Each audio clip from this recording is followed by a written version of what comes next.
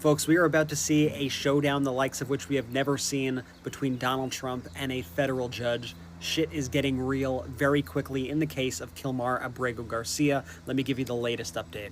Donald Trump is now contradicting statements that he made just yesterday when he said that if the Supreme Court told him to bring somebody back to this country, he would. Well, the Supreme Court did do just that. He's pretending that they didn't. Now he is saying that he has no power to bring people back from other countries, that Kilmar Abrego Garcia is now at the mercy of El Salvador and only El Salvador.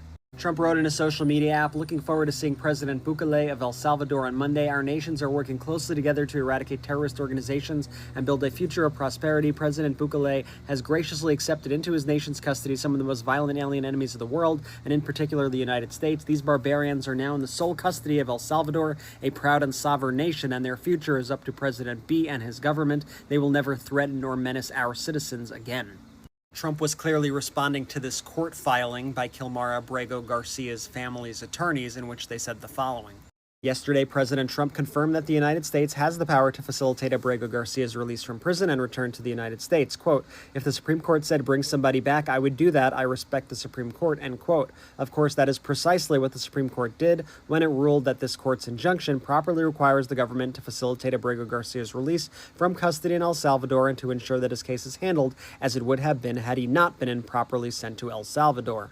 So as you see there, the lawyers are using Donald Trump's own words against him in this court filing, and they are hoping that the court will hold Donald Trump and his administration in contempt.